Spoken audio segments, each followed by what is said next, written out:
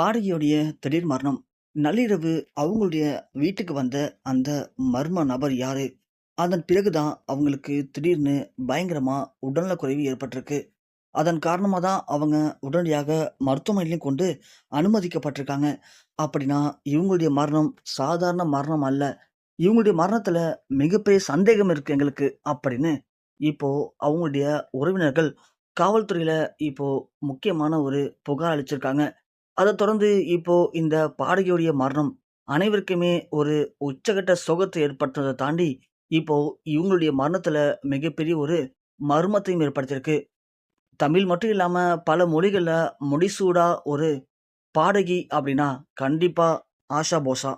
அப்படியாப்பட்ட ஆஷா போஸ்லேய பொறுத்தவரைக்கும், இவங்க எப்படியாப்பட்ட பாடல குடுத்தாலும், அதுல அற்புதமா அந்த பாட்டுக்கு உயிர் குடுப்பாங்க.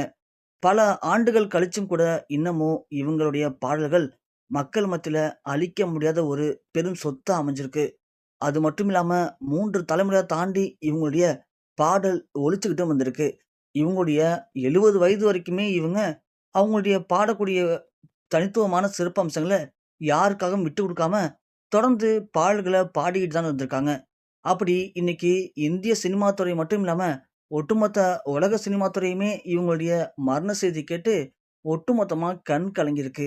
அந்த அளவுக்கு எல்லாருடைய மனதையும் ரொம்ப ரொம்ப ஆர்ப்பரிச்சிருக்க ஒரு முக்கியமான பாடகி ஆஷா.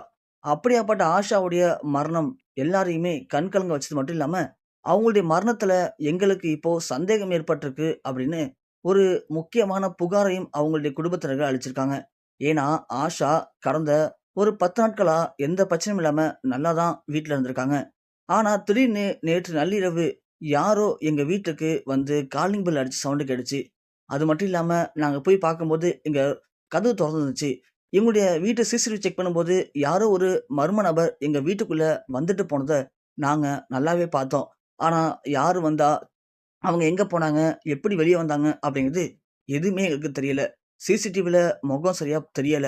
அதனால அந்த நபர் வந்துட்டு போன அடுத்த கொஞ்ச நேரத்துல தான் இவங்களுக்கு திடீர்னு மீண்டும் அந்த பிரச்சனை ஏற்பட்டு, அதன் காரணமா நாங்க அவங்கள கொண்டு வந்து இப்போ மருத்துவமனையில அனுமதிச்சோம். மருத்துவமனையில சிகிச்சை அவ்வளோ சூப்பரா குடுத்துமே, அவங்க திடீர்னு இறந்து போவாங்கன்னு நாங்க நெனைக்கவே இல்ல. எங்களுக்கு என்னமோ பெரிசா பயமா இருக்கு. அந்த மர்ம நபர் தான் இவங்கள ஏதாவது பண்ணியிருப்பாரோன்னு சொல்லிட்டு. அதனால எங்களுக்கு அந்த மர்ம நபர் யாரு?